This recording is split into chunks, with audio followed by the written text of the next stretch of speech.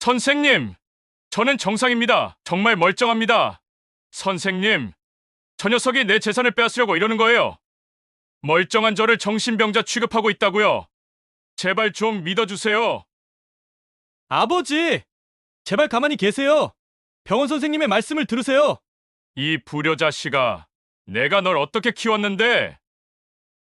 병원 현관에서 영길은 눈물을 쏟으며 절규합니다. 그의 울부짖음이 병원 복도에 메아리 칩니다. 오늘 이야기 속 주인공은 인천에 사는 67세 최영길 씨입니다. 영길 씨는 아내를 일찍 보내고 오직 하나 있는 아들에게 모든 것을 헌신하며 살았으며 모든 것을 아낌없이 지원해 주었습니다. 그런 아들이 이제는 퇴직한 아버지를 무시하다 못해 정신병자로 몰아세우고 있습니다. 아들에게 모든 것을 빼앗기고 정신병원까지 감금하게 된 영길 씨가 어떻게 복수에 성공했는지 한번 들어보시겠습니까? 영상 후반부에 통쾌한 복수가 기다리고 있으니 끝까지 들어주시기 바랍니다. 이야기가 시작되기 전 구독과 좋아요 눌러주세요. 구독과 좋아요는 무료지만 즉시 유익한 이야기를 마음에 담아가실 수 있습니다. 1년 전 아버지, 이제 좀 편히 쉬시죠. 35년 동안 고생 많으셨잖아요. 퇴직식을 마치고 돌아오는 차 안에서 아들 준호가 말했습니다. 영길은 조수석에 앉아 창밖을 바라보며 깊은 한숨을 내쉬었습니다. 35년이라는 세월은 그의 인생의 전부였는데 이렇게 허무하게 끝나버린다는 사실이 믿기지 않았습니다. 그래도 정년퇴직까지 무사히 하셨잖아요. 요즘은 그것도 쉽지 않은데. 아파트도 있고 퇴직금도 적지 않게 나왔으니 이제 여유롭게 사실 수 있어요. 그동안 저 뒷바라지 한다고 얼마나 고생하셨어요. 준호의 위로에 영길은 무거운 마음으로 고개를 끄덕였습니다. 마지막 퇴직식에서 받은 동료들의 꽃다발에서 은은한 향기가 피어올랐습니다. 3억이라는 퇴직금은 결코 적은 돈이 아니었습니다. 영길은 오피스텔에서 나오는 월세와 연금, 그리고 이 퇴직금으로 취미생활도 즐기면서 여생을 보낼 수 있을 거라 믿었고, 그때까지만 해도 그는 순진한 희망을 품었습니다. 어느 날, 준호가 아버지에게 말했습니다. 아버지, 통장 제가 관리해 드릴게요.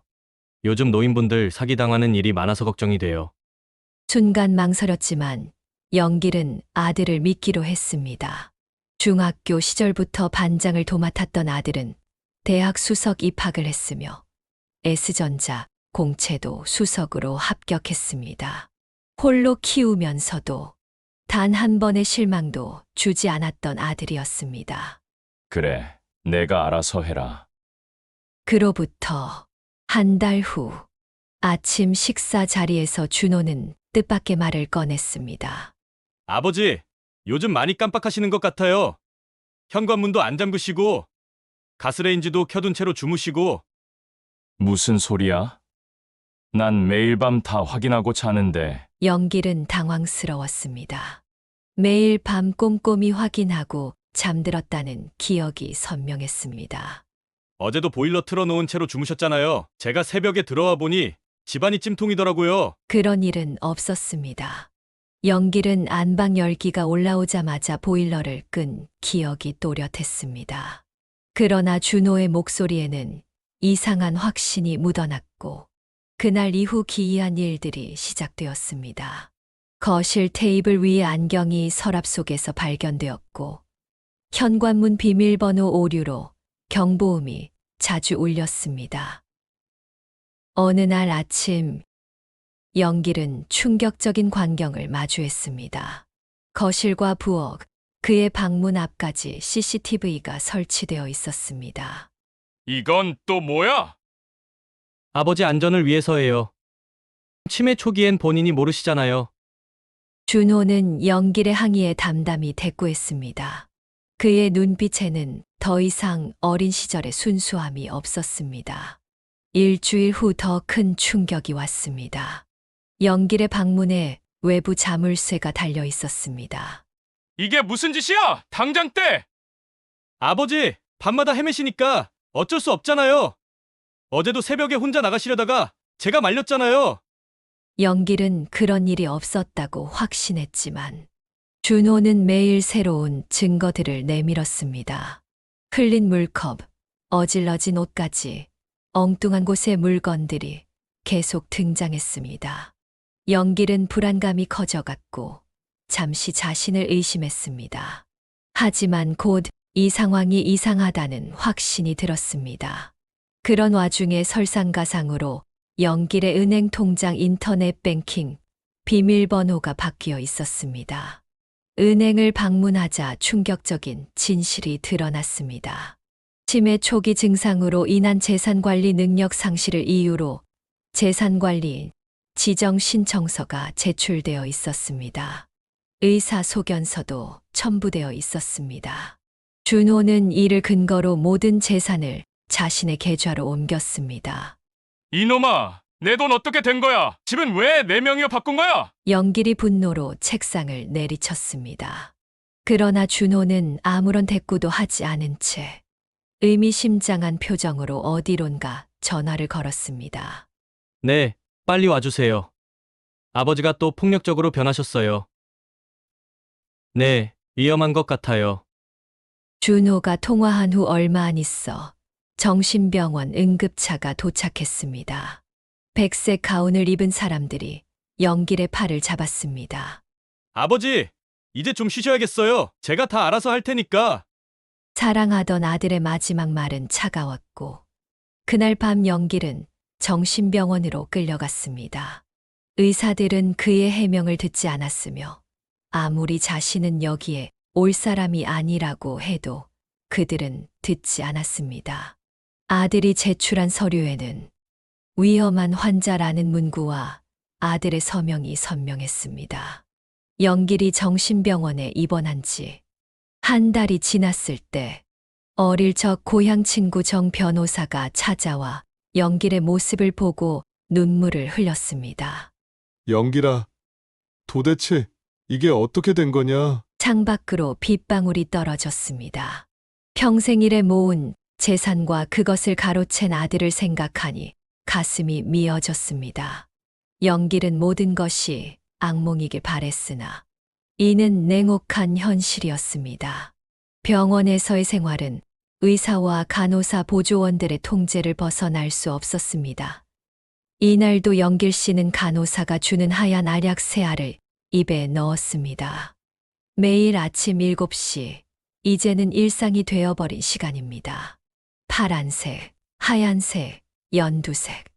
각기 다른 색깔의 약들이 목을 넘어갈 때마다 영길의 속이 메스꺼워졌지만 저항할 수는 없었습니다.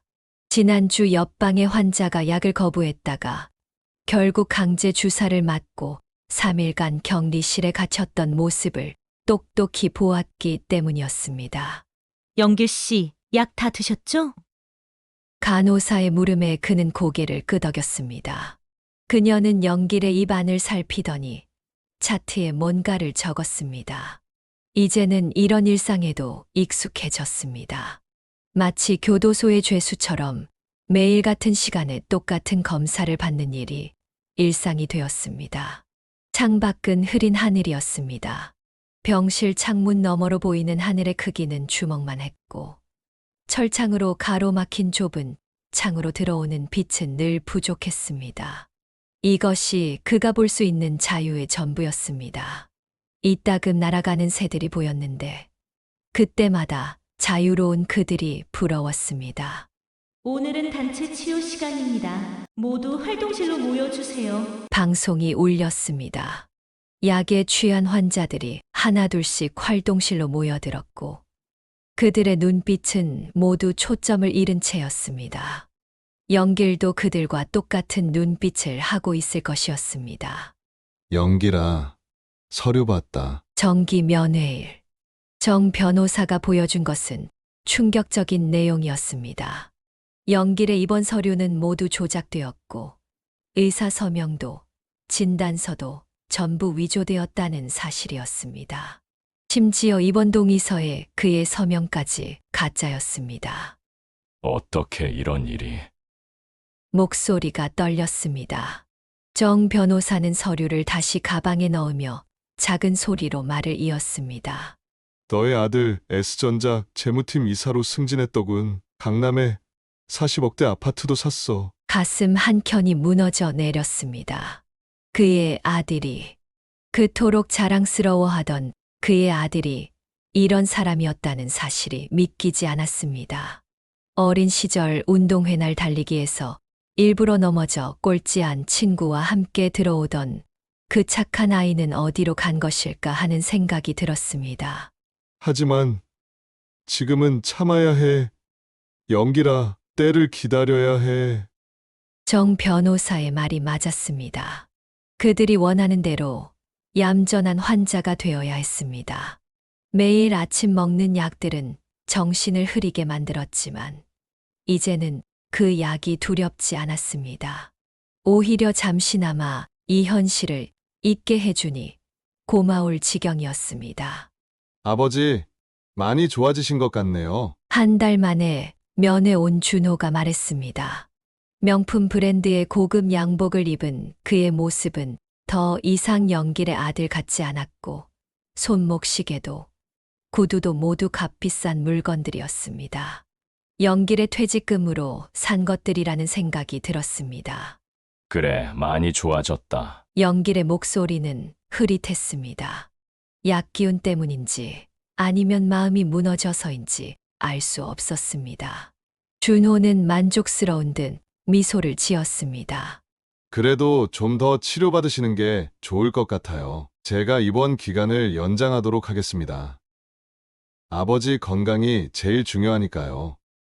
그의 말에 연길은 그저 고개를 끄덕였습니다. 겉으로는 순응하는 모습을 보였지만 그의 마음속에선 다른 계획이 시작되고 있었습니다. 정 변호사의 마지막 말이 귓가에 맴돌았고 창밖으로 달빛이 스며들었습니다. 복수는 차갑고 냉철해야 한다고들 하지만 그의 복수는 뜨거울 것이었습니다. 정신병원 창문 너머로 초등학교 운동장이 보였습니다. 하교 시간이 되자 아이들이 뛰어나왔고 빨간 모자를 쓴 아이가 친구들과 술래잡기를 하고 있었습니다. 철창 너머로 들리는 아이들의 웃음소리는 희미했지만 연길의 머릿속에는 30년 전 그날의 기억이 선명하게 떠올랐습니다. 아빠, 나 100점 받았어요. 선생님이 칭찬해 주셨어요. 준호가 처음 만점을 받아왔던 날이었습니다. 빨간 동그라미가 그려진 100점이라는 숫자가 아직도 눈앞에 선했습니다. 수학시험지를 들고 뛰어오던 준호의 눈빛은 그렇게 맑고 순수했습니다. 그날 저녁 특별히 치킨을 사주었는데 아내가 떠나고 홀로 아들을 키우던 시절 그 순수한 눈빛만이 연기를 지탱하는 힘이었습니다. 매일 밤 잠도 제대로 못 자고 도시락을 싸면서도 내일은 뭘 싸줄까? 이번 주는 뭘 넣어줄까 하는 생각으로 작은 반찬 하나에도 정성을 다했습니다. 김치볶음밥을 좋아하던 준호를 위해 새벽에 일어나 따뜻한 밥을 지었고 달걀말이는 항상 새 조각으로 똑같이 잘라 넣었습니다. 회사 일 외에도 야간 경비와 새벽 신문 배달까지 하였습니다. 남들은 쉬는 주말에도 일하면서 아들에게만은 부족함 없는 아빠가 되고 싶었습니다. 그 시절 하루하루가 전쟁 같았지만 준호의 웃음소리를 들을 때면 모든 피로가 눈 녹듯 사라졌습니다. 아버지, 제가 꼭 성공해서 효도할게요. 아버지처럼 훌륭한 사람이 될게요. 중학교 졸업식 날 준호가 울면서 했던 말이 귓가에 맴돌았습니다. 까만 교복을 입은 아들의 모습이 아직도 선명했습니다. 그날 밤 연길은 얼마나 뿌듯했던지 아내가 하늘에서 보고 있다면 얼마나 자랑스러워했을까 하는 생각이 들었습니다. 졸업식 날 찍은 사진을 아내의 위패 앞에 올려두며 수없이 많은 이야기를 나누었습니다. 여보, 우리 아들 봐요. 얼마나 훌륭하게 자랐나. S대에 합격했을 때의 기쁨은 이루 말할 수 없었습니다. 영길의 인생에서 가장 자랑스러운 순간이었고, 밤새워 공부하는 아들 옆에서 그도 모르게 눈물을 훔치던 그날들이 떠올랐습니다. 식은 컵라면을 들고 책상에서 잠든 아들을 보며 이불을 덮어주던 새벽 시간들. 그 모든 고생이 보상받는 것 같았습니다. 하지만 준호의 변화는 S전자에 입사하고 얼마 지나지 않아 시작되었는데, 처음에는 미세한 변화였습니다. 주말에 얼굴 보기가 힘들어졌고, 전화도 점점 짧아졌습니다. 회사 일이 바빠서, 야근이 많아서, 그저 열심히 사는 줄로만 알았습니다. 한 달에 한 번 찾아오던 발걸음이 2달에 한 번으로 뜸해졌고, 명절에도 잠깐 얼굴만 비치고 가더니 급기야 추석에는 해외 출장이라 했습니다. 그래도 영길은 이해하려 했습니다. 요즘 젊은이들은 다 바쁘게 산다고, 자신도 젊었을 때는 그랬다고 스스로를 위로하며 기다렸습니다. 돈에 대한 준호의 집착은 점점 커져갔습니다. S전자 재무팀에서 승진할 때마다 그의 눈빛은 더욱 날카로워졌고, 주식 이야기와 부동산 이야기가 잦아지면서 명품 시계에 외제차를 몰고 다녔습니다. 아버지, 요즘 부동산이 너무 오르잖아요. 아버지 퇴직금으로 투자하면 단기간에 2배는 벌 수 있을 것 같아요. 퇴직을 앞두고 준호가 했던 말이 떠올랐습니다. 그때 그의 눈빛은 마치 늑대가 먹이를 노려보는 것 같았는데, 아들의 눈에 비친 연길은 단지 돈이었던 것일까 하는 생각이 들었습니다. 35년간의 세월과 그 모든 사랑이 결국 돈으로 귀결된 것인지 의문이 들었습니다. 창밖의 초등학교는 이제 조용해졌습니다. 모든 아이들이 집으로 돌아간 것이었습니다. 30년 전 준호도 저렇게 뛰어다니던 아이였는데, 그땐 몰랐습니다. 영길이 그토록 사랑했던 아들이 결국 그를 이렇게 만들 줄은. 영길아, 이건 처음부터 계획된 거였어. 준호가 이 일을 준비했더라고. 정 변호사가 보여준 서류에는 그가 강제 입원된 날짜와 아들이 대출받은 날짜가 정확히 일치했고, 모든 것이 치밀하게 계획된 각본이었습니다. 하늘을 바라보며 아내를 떠올렸습니다. 여보, 우리가 뭘 잘못한 걸까? 아니면 내가 준호를 잘못 키운 걸까? 창가에 앉아 멍하니 운동장을 바라보는데 문득 눈물이 흘렀습니다. 약기운 때문인지 아니면 무너져 내리는 마음 때문인지 알 수 없었습니다. 30년이란 세월이 한순간에 모래성처럼 무너져 내렸습니다. 정신병원에서의 3번째 달이 시작되었습니다. 매일 아침 창가에 서서 해가 뜨는 것을 바라보는 게 영길의 일과가 되었고, 해가 뜨고 지기를 반복하는 동안 창밖의 하늘은 점점 더 좁아지는 것만 같았습니다. 철창 사이로 보이는 세상은 이제 우표만한 크기였습니다. 간호사들이 아침 회진을 위해 분주히 움직였고, 복도에서는 발자국 소리와 쟁반 부딪히는 소리, 그리고 누군가의 흐느낌이 들려왔습니다. 이제는 이 모든 소리가 너무나 익숙해져 버렸습니다. 아버지, 의사 선생님과 상담해봤는데요. 앞으로 6개월은 더 치료받으셔야 할 것 같습니다. 망상 증세가 아직 심하시대요. 준호가 병실에 들어섰습니다. 이번에는 혼자가 아닌 병원 관계자 2명과 함께였는데, 그의 눈빛이 전과는 달랐습니다. 이전의 미안함이나 죄책감은 온데간데 없고 차가운 계산만이 남아 있었으며, 명품 구두가 병실 바닥을 딛는 소리가 불길하게 울렸습니다. 입원 기간 연장 동의서를 내밀며 준호가 말했고, 의사가 그렇게 진단했다는 말도 덧붙였습니다. 서류 위에는 이미 병원장의 직인이 찍혀 있었는데, 모든 게 준비된 각본이었습니다. 며칠 뒤 병원 측에서는 영길의 약물 투여량을 늘렸습니다. 이제는 하루 종일 몽롱한 상태로 지내야 했고, 아침에 먹는 하얀 알약이 2개에서 4개로 늘었으며 저녁에는 파란 알약까지 추가되었습니다.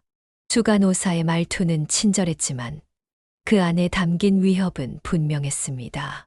거부하면 또다시 격리 실행이었습니다. 약을 먹고 나면 온몸이 천근만근이었고 침대에 누워 있어도 천장이 빙빙 도는 것 같았습니다. 정 변호사의 면회도 환자의 안정을 위해라는 명목으로 금지되었습니다. 외부와의 연락이 완전히 끊겼고 휴대전화는 이미 압수된 지 오래였으며 편지마저 검열되었습니다. 창살 없는 감옥이 점점 더 견고해져 갔습니다. 아버지, 집에 있는 유품들 정리했어요. 이제 다시는 집에 돌아가실 일 없으니까요. 좋은 요양원을 알아보고 있습니다. 준호의 말이 비수처럼 꽂혔습니다. 30년 동안 모아온 추억들, 아내의 사진들, 결혼식 날 찍은 사진, 준호의 첫돌 사진, 아내와 마지막으로 찍은 가족 사진까지. 그것들이 어떻게 되었는지 생각하니 영길의 가슴이 무너져 내렸습니다. 네가 어쩌다 이렇게 됐니? 약기운에 휘청이는 정신으로 영길은 겨우 말을 이었고 목소리가 떨렸습니다. 이제 와서 뭐가 궁금하신데요? 아니면 또 망상이 시작되시는 건가요? 간호사님, 진정제 준비해 주세요. 영길의 나지막한 물음에 준호는 차갑게 웃었고 6개월도 모자라다며 입원 기간을 1년으로 연장했습니다. 약물 투여량도 다시 늘어났는데 이제 그는 더 이상 숨기지 않았습니다. 가면을 벗은 아들의 모습은 차갑고 잔인했습니다. 어차피 이곳이 끝이에요. 그냥 편하게 사세요. 돈 걱정은 제가 다 할 테니까. 마지막 면회 날 준호는 이렇게 말했습니다. 그의 눈빛은 이제 완전히 낯선 사람이었고 값비싼 양복 안에 숨어 있는 건 영길이 키운 아들이 아닌 욕망의 노예가 된 어떤 짐승이었습니다. 약에 취해 흐릿한 의식 속에서도 영길은 깨달았습니다. 그가 키운 아들은 이미 오래전에 사라졌다는 것을. 이제 그의 앞에 있는 건 돈의 노예가 되어버린 낯선 악마라는 것을 말입니다. 언제부터였을까요? 언제부터 그들은 이렇게 멀어졌을까요? 창밖으로 까마귀 한 마리가 날아갔고 새까만 날개가 석양을 가로질렀습니다. 마치 영길의 인생의 마지막 빛조차 앗아가는 것만 같았습니다. 아직 정 변호사가 남긴 희망이 있었지만 그것마저도 점점 희미해져만 갔습니다. 병실 창문에 비친 그의 모습이 낯설었습니다. 석 달 만에 머리는 하얗게 새었고 눈빛은 초점을 잃었습니다. 이제 그는 정말 미친 사람이 되어가고 있는 걸까요? 정신병원에서의 4번째 달이 시작되었습니다. 창밖의 하늘은 여전히 좁았지만 뭔가 달라진 게 있었습니다. 준호의 면회가 급격히 줄어든 것이었는데 한 달에 2번이던 면회가 1번으로 줄더니 이제는 아예 오지 않았습니다. 아버지, 제가 돈이 좀 필요합니다. 무슨 일이 있는 거냐? 그냥 회사에서 좀 어려운 일이 생겼어요. 한 달 만에 찾아온 준호의 얼굴은 헬쑥했고 이전의 오만한 태도는 온데간데 없었습니다. 손끝이 미세하게 떨리는 것이 보였습니다. 준호는 더 이상 자세한 말을 하지 않았지만 그의 불안한 눈빛이 모든 것을 말해주고 있었습니다. 일주일 후 정 변호사가 오랜만에 찾아왔습니다. 누군가의 도움이 있었던 것인지 이제껏 막혔던 면회가 갑자기 허락된 것이었습니다. 영길아, 드디어 찾았다. 정 변호사의 눈빛이 달랐고 그의 손에는 두툼한 서류 뭉치가 들려 있었습니다. 내 아들이 회사 공금을 횡령했어. 50억이나 돼. 주식에 손을 댔다가 다 날렸나 봐. 영길의 가슴이 철렁 내려앉았습니다. 그의 아들이 그런 짓을. 아버지, 제발 도와주세요. 다음 날 준호가 찾아왔는데 이제 그의 모습은 완전히 달라져 있었습니다. 이전의 당당함은 사라지고 쥐가 된 듯 초췌한 모습이었습니다. 회사 돈 좀 썼어요. 갚으려고 주식을 했는데 다 잃었어요. 눈물을 흘리며 준호가 말했고, 이제야 모든 것이 이해되기 시작했습니다. 왜 그토록 급하게 연기를 이곳에 가두었는지, 왜 재산을 빼앗으려 했는지, 모든 것이 명확해졌습니다. 연기라, 이제 어떻게 할 생각이야? 정 변호사의 물음에 연길은 잠시 침묵했습니다. 분명 아들이 저지른 죄는 컸습니다. 하지만 그래도 그의 아들이었습니다. 병태, 조금만 기다려주게. 창밖의 하늘이 조금씩 넓어지는 것 같았습니다. 이제 공은 연길의 손에 넘어왔고 아들의 운명이 그의 손에 달린 것이었습니다. 마치 30해 전 어린 준호의 인생이 그의 손에 달려 있었던 것처럼 말입니다. 구름 사이로 햇살이 비춰들었습니다. 어쩌면 이것이 마지막 기회일지도 모른다는 생각이 들었습니다. 아들에게도 연길에게도 어느새 봄이 찾아왔습니다. 정신병원 창가에 매화가 피어 있었고 5개월 만의 일이었습니다. 그동안 많은 일이 있었는데 S전자에서 대규모 횡령 사건이 터졌고 준호는 50억이라는 거액을 빼돌린 혐의로 구속되었습니다. 아버지, 마지막으로 한 번만 봐주세요. 이놈아, 이게 뭐냐? 아버지, 제가 잘못했습니다. 용서해 주세요. 구치소 면회실에서 만난 준호는 완전히 달라져 있었고 죄수복을 입은 그의 모습이 너무도 낯설었습니다. 연길의 말에 준호는 고개를 떨구었습니다. 회사 돈을 빼돌려 주식에 투자했다가 다 잃었다고 했고 그 돈을 메꾸기 위해 아버지의 퇴직금과 집을 담보로 대출을 받아 더 큰 도박을 했지만 결과는 실패였습니다. 결국 연기를 정신병원에 가둔 것도 이 모든 사실이 밝혀지는 것을 막기 위해서였다는 것이 밝혀졌습니다. 정 변호사가 모든 증거를 검찰에 넘겼고 불법 감금, 문서 위조, 재산 강취 등 죄목이 하나둘이 아니었습니다. 연기라, 이제 집으로 돌아가자. 정 변호사의 도움으로 연길은 정신병원에서 퇴원했고 몰수됐던 재산도 돌려받았습니다. 법원은 준호에게 3년이라는 실형을 선고했는데 이는 그의 인생에서 가장 긴 시간이 될 것이었습니다. 아버지, 용서해 주실 수 있으세요? 마지막 재판날 준호가 물었지만 연길은 대답하지 않았습니다. 다만 등을 돌려 법정을 나섰는데 때로는 침묵이 가장 큰 벌이 되기도 합니다.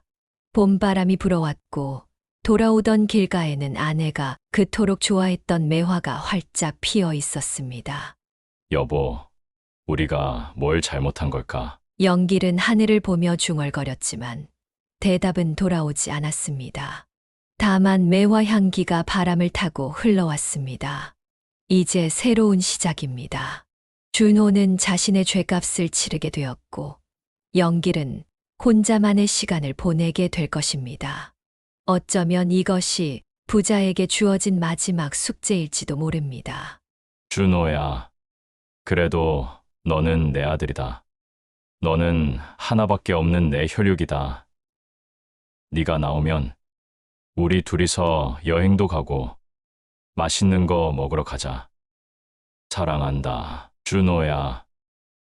매화나무의 꽃이 피 눈처럼 흩날리는 것을 보며 문득 어린 준호가 매화나무 아래서 놀던 모습이 연길의 머릿속에 떠올랐습니다. 아빠, 저기 봐요. 꽃잎이 춤춰요. 그날의 맑은 웃음소리가 귓가에 맴돌았고 잃어버린 줄 알았던 그 순수한 마음이 어쩌면 아직 준호의 어딘가에 남아있을지도 모른다는 생각이 들었습니다. 겨울이 가고 봄이 오듯 이 시간도 언젠가는 지나가리라는 희망이 피어났습니다. 여보, 우리 아들 다시 시작할 수 있겠지? 연길은 하늘을 향해 작은 약속을 했습니다. 3년이라는 시간은 아들에게는 죗값을, 아버지에게는 용서를 준비할 시간이 될 것이었습니다. 봄이 오면 매화가 피듯 부자에게도 새로운 봄이 찾아올 테니 영길은 그날을 기다리기로 했습니다. 우리 주변에는 이 이야기처럼 돈과 욕심으로 인해 깊은 상처를 주고받는 가족들이 수없이 많습니다. 하지만 그 어떤 것도 가족의 정이나 사랑보다 더 큰 가치가 될 순 없을 것입니다. 더 많은 감동적인 이야기들을 듣고 싶으시다면 구독과 좋아요를 눌러주세요. 여러분의 작은 응원이 더 좋은 콘텐츠로 보답하는 힘이 될 것입니다. 감사합니다.